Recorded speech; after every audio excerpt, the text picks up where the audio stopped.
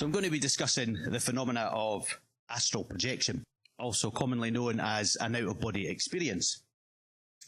And I'll also be looking at the related sleep phenomena of lucid dreaming and sleep paralysis. So firstly, what is astral projection? In order to properly explain that, I first need to discuss lucid dreaming. And for anyone who is unfamiliar with the concept of lucid dreaming, it is the ability to be consciously aware while you're asleep and dreaming. So, to realise when you're in a dream, to realise that it's a dream, and then use that knowledge to manipulate and control the dream from within.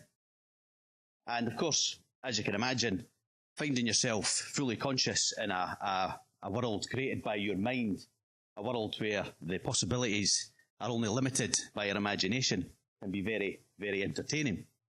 Can also be very therapeutic. It's a world basically of total freedom. So generally speaking, there are two different methods of achieving lucid dreams. And the first method is the dream-induced lucid dream. And that involves, like I say, learning to realise that you're dreaming while you're actually within a dream. There are different techniques in order to do that, to develop that awareness. The second method is the wake-induced lucid dream. Now this involves basically falling asleep, drifting off to sleep, fully aware. So keeping your focus as you drift off to sleep and going through the different stages of sleep until you reach the dream state, still fully conscious. So basically staying focused as you drift off, going through the different stages and entering the dream world, still fully conscious, as I said. This falling asleep consciously obviously makes you aware of some of the other stages of falling asleep that normally you would be unaware of. One of the first things you'll notice as you're drifting off fully conscious is a state called hypnagogia. And hypnagogia is when your mind starts to disconnect and you start to kind of hear random kind of voices. I call it the hypnagogic tunnel of nonsensical thoughts and random images that you pass through as you're falling asleep. And when you're in that state, you can start to hear like disembodied voices, music, conversations just phasing in and out of your awareness. A bit like a radio tuning in and out of different channels. And you can also see kind of random, surreal and bizarre images flashing before your eyes, faces and places, just kind of appearing as you drift off. And the artist, Salvador Dali, he actually used this state of hypnagogia for much inspiration for much of his work. But hypnagogia is just a pleasant slideshow, pleasant sideshow as you drift off to sleep on your journey towards fully conscious entering the dream state. And before you actually reach the dream state, fully aware, you'll pass through another common sleep state, namely sleep paralysis. Now this is what most people associate sleep paralysis with, this waking up in bed, unable to move, and your eyes are open, and you can see things, usually unpleasant things, appearing before you in your room. But sleep paralysis is actually a natural state, and it's one that we all enter every night, quite naturally, as we drift off to sleep. And basically, as your mind enters the sleep state, your body shuts off. And it's a good thing, because it stops you from acting out your dreams in the real world. So you won't go elbowing your partner in the face or kicking her when you're, while you're dreaming. Why you would be dreaming about elbowing your partner in the face is another matter, of course, and one you should maybe take up with a marriage counsellor. But joking aside, the same process of sleep paralysis happens when you're waking up. The body switches back on, the mind wakes up, and everything's fine. Unless, as can happen on some occasions, the mind wakes up first and the body is still paralysed. And like I say, you find yourself in bed, unable to move anything other than your eyes. And because your mind is still partially asleep during this state, your mind can conjure up images, things that appear in your room in front of you. And it can be quite a terrifying experience for anybody who, doesn't understand what's going on. My earliest experiences with sleep paralysis were when I was very, very young. And I would go through into my mum's bedroom in the morning while my older siblings were getting ready for school. And they would be banging around downstairs, and I would be up in my mum's bed drifting in and out of sleep. And I'd sometimes find myself waking up feeling really heavy.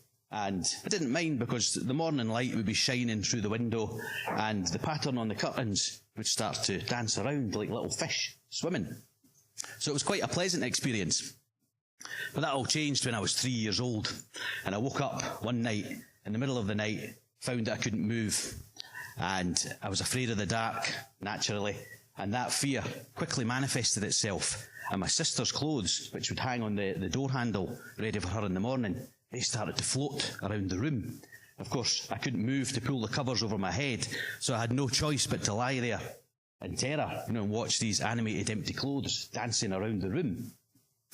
After this happened a couple of times, I realised I could just close my eyes, and I wouldn't have to, I wouldn't have to see anything in the room. And these sleep paralysis experiences stopped when I was about 5 years old, and I moved house. But instead, I started to have recurring nightmares. And it was one particular recurring nightmare that led me to having my first ever lucid dream. I was 6 years old at the time, and this recurring nightmare was about a monster living in the cupboard at the bottom of the stairs. And after I'd been having this dream, this nightmare, for a few months, I told my older brother about it. And it turned out that my older brother was a natural lucid dreamer. And he advised me, and it was just, the way he said it was just matter-of-factly. He said, next time you have the nightmare, tell yourself it's just a dream, close your eyes and wake yourself up. So it wasn't long, a couple of nights later, I found myself once again coming down the stairs, and what would happen is the cupboard door would start to open, and a big creepy hand would come round the cupboard door, and a voice would boom, "Yum, yum, here I come." And I would run away terrified and wake up. But this time, I remembered my brother's advice. And I said to myself, oh, it's just a dream. And I closed my eyes, and here we go, and I woke myself up. I then found myself lying in bed, obviously, and although I was quite chuffed that I had managed to remember my brother's advice and bring myself out of the nightmare, I was alone in the dark, and everyone else was asleep, and I just had the nightmare, so it wasn't the best kind of scenario. So I told my brother what I had done, and he, again, just as a matter of fact, said to me, okay, next time it happens, what to do? Face up to the monster in the nightmare. Tell the monster it's your dream, tell him you're not afraid, and he has no power. So again, within a few nights, I found myself again coming down the stairs, and the door opened, and the creepy hand came round the corner of the door, and the voice boomed, "Yum, yum, here I come." And again, I remembered my brother's advice. And this time, I stood my ground, and I shouted at the cupboard, and I shouted, "I'm not afraid, this is my dream." But the door kept opening. So I shouted again, "This is my dream, you can't hurt me, I'm not afraid." The door still kept opening, and now something was emerging out of the shadows. So I stopped and I thought, what did my brother say? He said, tell the monster it's your dream, tell him you're not afraid, tell him he has no power. And when I looked up, everything had changed. And the monster was emerging out of the shadows. And he came out of the shadows, and it was Sweetums from the Muppet Show. I don't know if anybody remembers this big guy. He was the big 10-foot tall, brown, hairy one. And he came over to me with his hand out like this and said, "Yum, yum, I just wanted to give you a sweetie." And that was my first ever lucid dream. And it was also the start of an inner journey that has gone on for nearly 4 decades now. And it's something that's inspired me, this first ever lucid dream. It's inspired me to write a storybook which is aimed at helping children to overcome their nightmares by learning to lucid dream. And if anyone is interested in knowing more about this storybook, just come and see me over at the merchandise table after the talk. So, shameless plug of the storybook out the way there. Back to the story. I was lucid dreaming for about 2 years, and then the sleep paralysis experiences returned. And I should add that my older brother, who was the one who taught me how to lucid dream, it was probably also the reason for me having the nightmares in the first place, due to the type of bedtime stories that he was telling me. And it's no surprise that he was probably also responsible for the theme of the sleep paralysis experiences when they returned, because he thought it would be a good idea one night to go up to the bedroom and hide under the bed. And then he waited until my mum put me to bed, waited till she'd said a prayer and tucked me in. He waited until she sung me my lullaby and kissed me good night, put the light out, went out the door, and he waited another 2 or 3 minutes just for good measure, and then he put his hand up under the covers and grabbed my leg. Of course, I crapped myself and ran out of the room. So it was no surprise that when the sleep paralysis returned, the theme was things reaching under the covers towards my feet. In my brother's defence, he did say later in life that first he had to give me nightmares so that then he could teach me, to lucid dream, and, help me overcome those nightmares that he had given me in the first place. And I am eternally grateful for that gift, and to receive a gift like that so young. And unfortunately, my brother couldn't make it through to the conference today, but I would actually like the audience to do something on my behalf. And the conference is being recorded, so you'll see this later on. If everybody could, on my behalf, as a thank you to my brother Alan, who gave me this gift of lucid dreaming, if everybody could maybe just give him a round of applause. Thank you, Alan. So he'll like that, because he rarely gets much thanks for it. I usually tell him off for giving me the nightmares and stuff, rather than actually thanking him for the gift that led to. So, back to the story. I woke up early one morning, about 8 years old, and I started to feel something coming under the covers.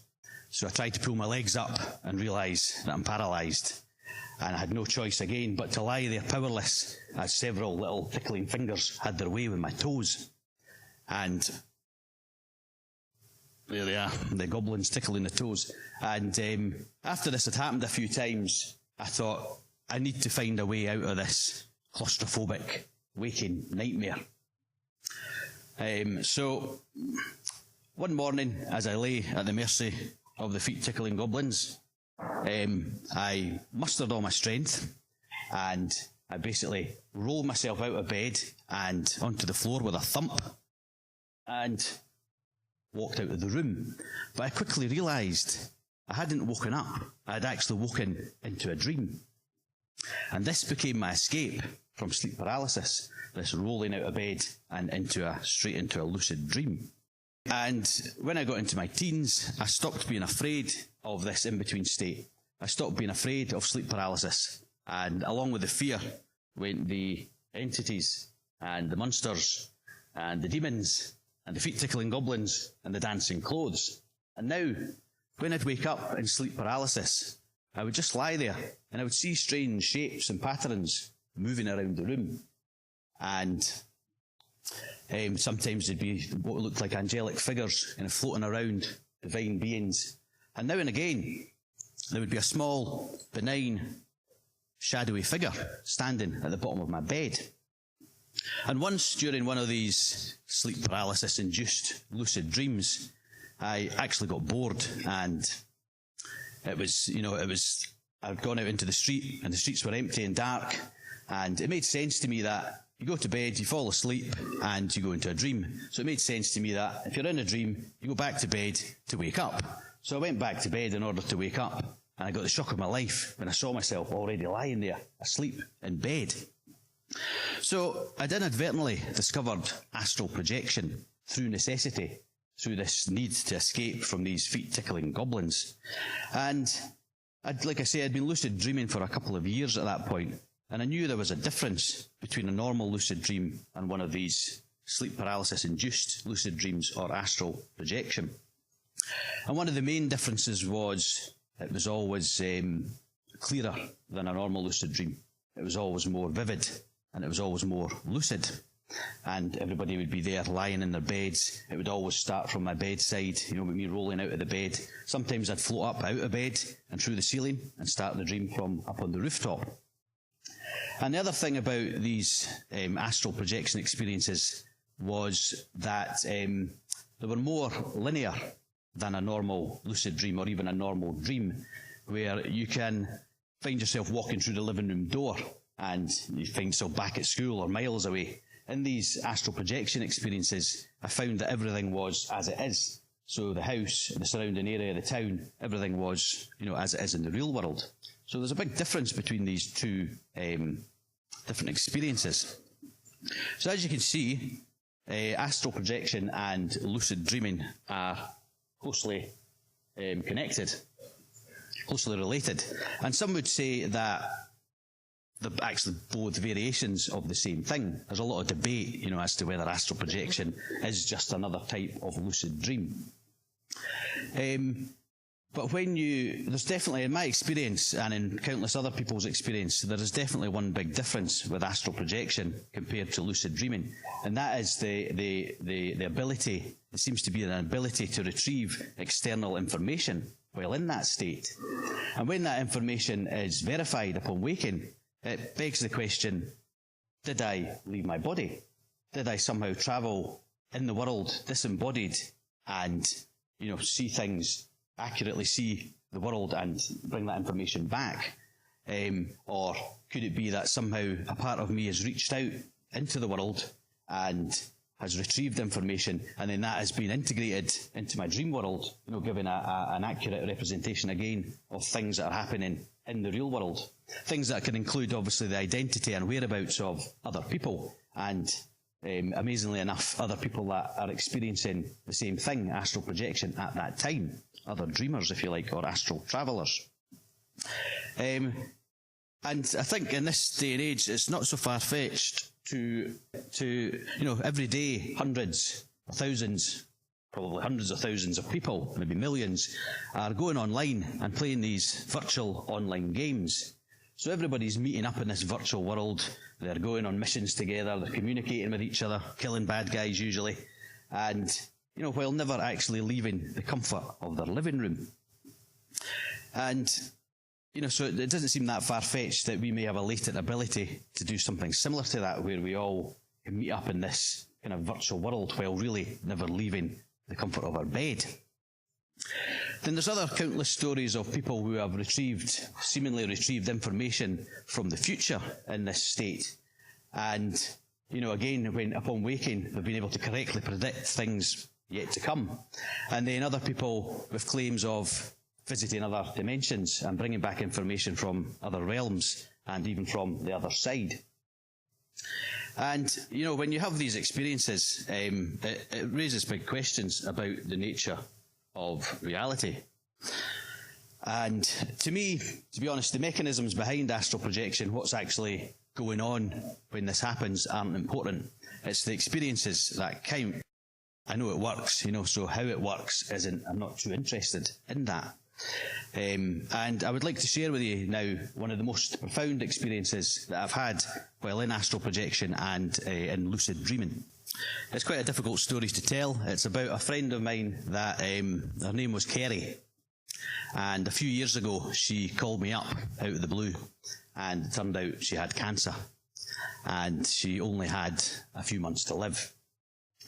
And there's never a good time, obviously, for somebody to be told, that they have limited time. But this was just before Christmas.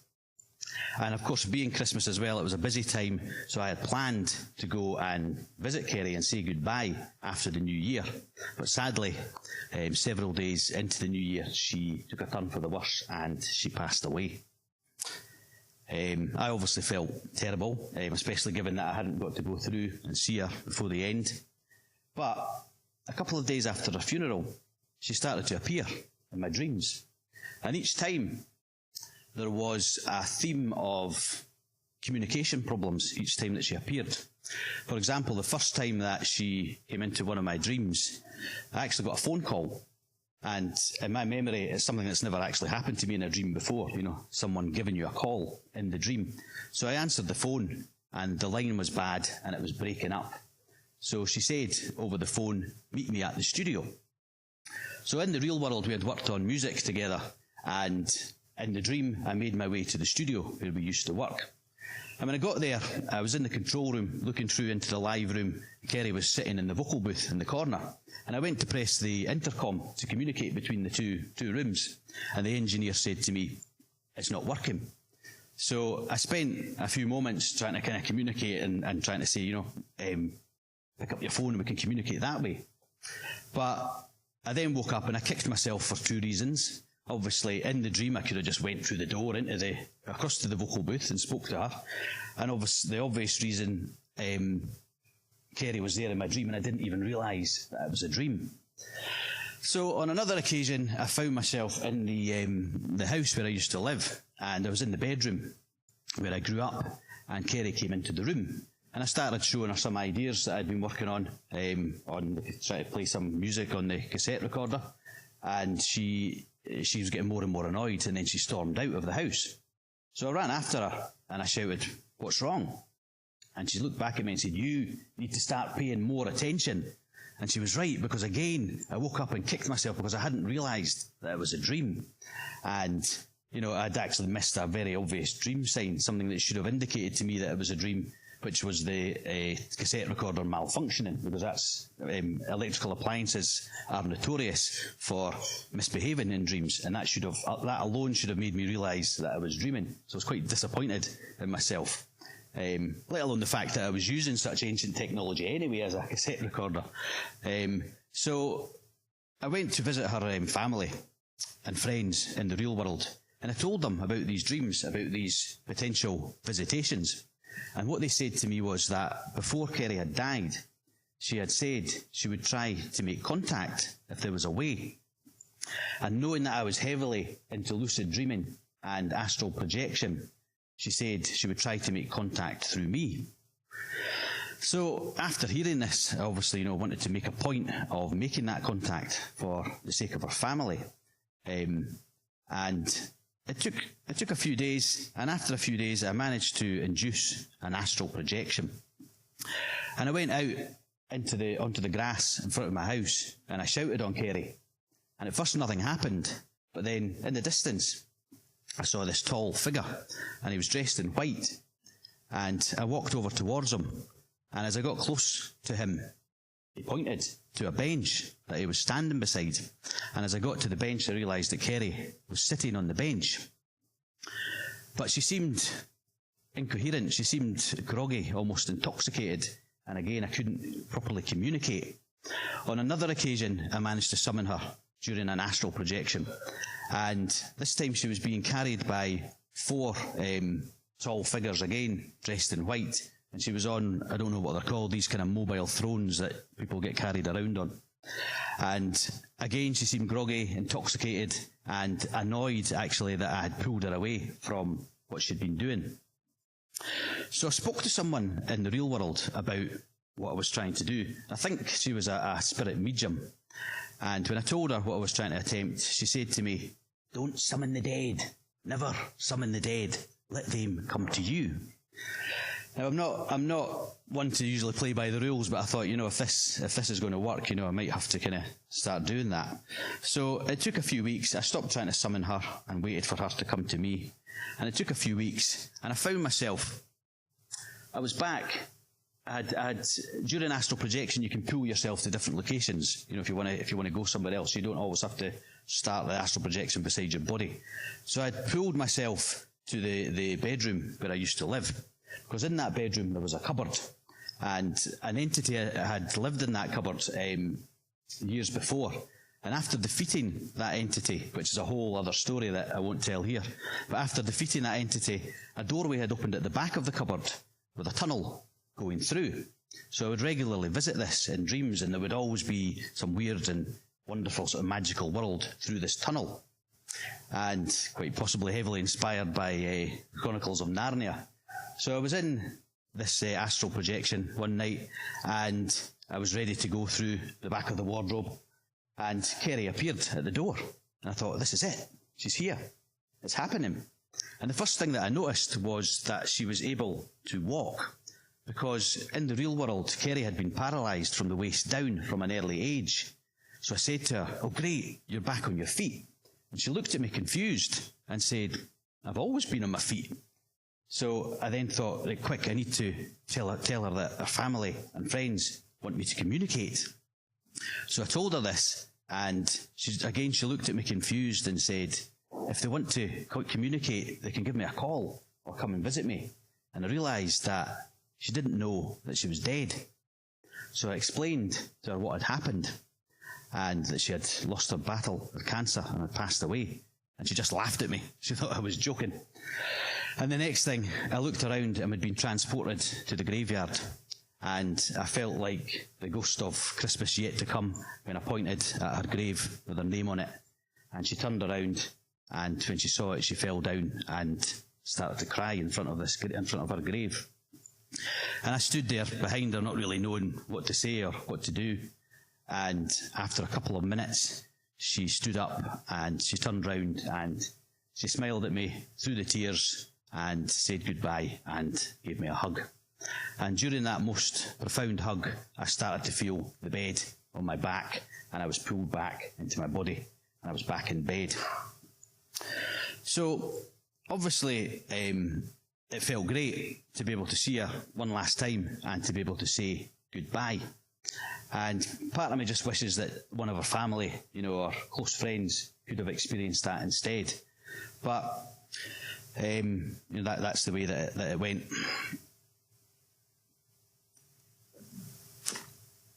So, when telling people this story, some people say, yeah, that was her spirit, that was her soul.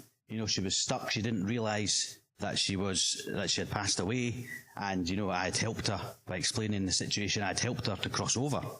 I had helped her to pass to the other side. Other people would say it was just my mind's way of dealing with the loss, and that my lucid interaction in that process had actually helped, could potentially have helped to speed up the grieving process. But again, it doesn't matter to me which explanation is right, because both are equally mind-blowing.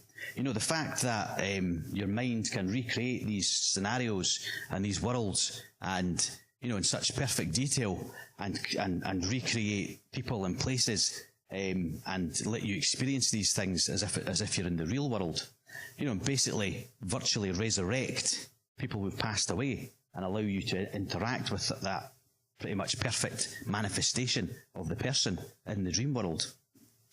That's, to me, that is mind-blowing enough. But if we also add to that the possibility that there are spirits and souls and there are other dimensions, and there is an afterlife, then it's just kind of like, really mind-blowing, So, yeah, I've had many weird and profound experiences like that over the years, and especially so in my childhood, and again in my 20s when I had lots of free time and I could spend days on end experimenting with this stuff. And then again in my 30s when I moved in, I had the opportunity to move back in with my older brother, the one who taught me all of this stuff in the first place. And of course, when we lived together, when I was in my 30s, we had lots of opportunities to experiment with this stuff. And, the things that we experienced would definitely indicate that there's more to astral projection than meets the eye. On one occasion, my brother, he came through in an out-of-body experience, astral projection. He came through to my room in the morning, and he said he saw me sitting at the computer, and I was working with headphones on, and he couldn't get my attention. So he started to knock the phone off the bedside table, and he gave up because he tried a few times and he couldn't get my attention. Now, my experience that morning was that I had actually gotten up in the real world, which was unusual for me at that time, to do some work. And I was sitting on the computer with headphones on, and I kept thinking that I heard the phone ring. I'd take the headphones off, nothing. Put them back on, I could hear the phone ringing again. Again, taking them off, there was nothing. So, was that my brother trying to communicate from the astral realm using the phone? Was I picking up on that? And that's why I was hearing the phone ringing? Was it just a coincidence? On another occasion, he came through in an out-of-body experience, and he stood at the bottom of my bed, and he said I just lay. He tried to wake me up into the dream, into the astral realm, and he said that I just lay there with my eyes open, and he couldn't get me to wake up. Now again, my experience that morning was that I had actually woken up into sleep paralysis, and I'd experienced something that hadn't happened since I'd left the family home nearly 15 plus years before. I'd seen the small, benign, shadowy figure at the bottom of my bed. So, had I solved the mystery of the small, shadowy figure? Had it actually been my small, benign older brother trying to contact me in dreams? Again, some people would say it's just coincidence. Some would say if you fire enough arrows, some of them are going to hit. There's people who believe that these things were just basically seeing patterns in the chaos, giving meaning to random sequences of events in order to find some purpose.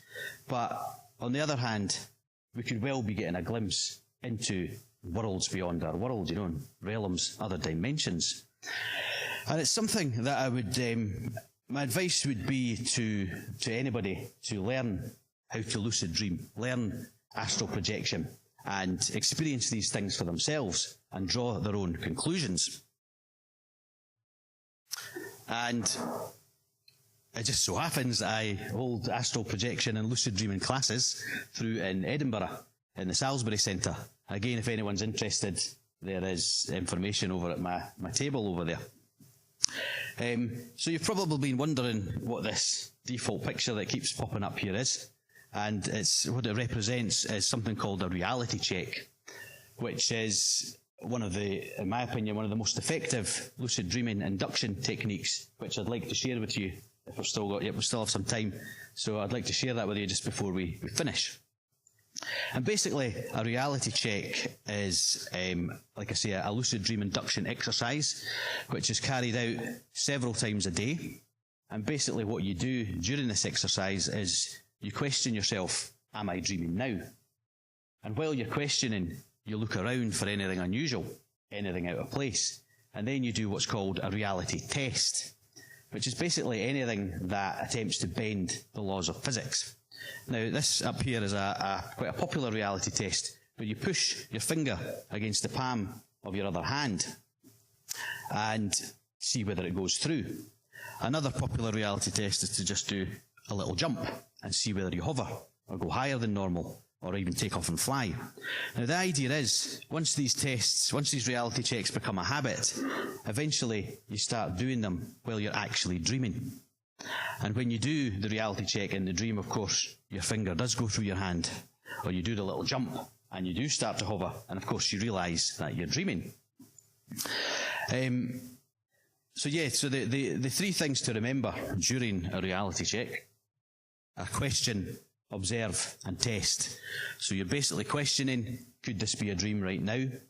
You are observing for anything out of place, and then you're doing the test, which is anything that attempts to bend the laws of physics, as I said.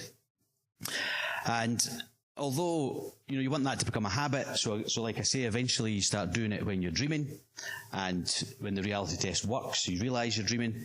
But although you want it to be a habit, you don't want it to be something that you do on autopilot. You want to be fully engaged in the reality check when you do it.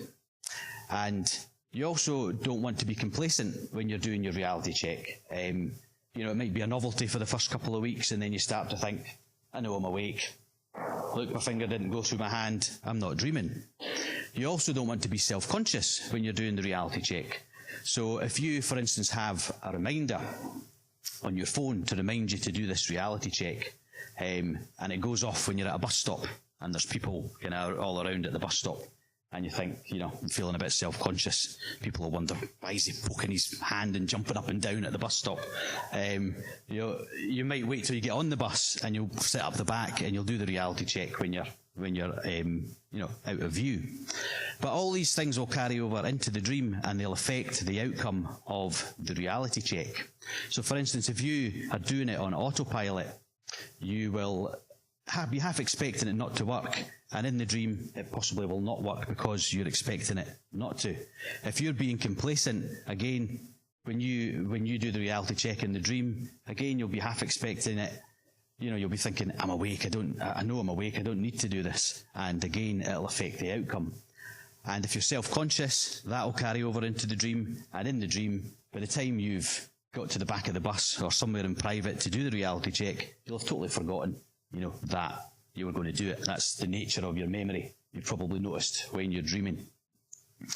The other important thing to remember, when you're doing your reality check, do 2 or 3 different reality tests, because it is possible that you will find yourself in a dream one night, you'll do the reality check, your finger will just push against your hand, and you won't realise that you're dreaming. You'll just continue on regardless.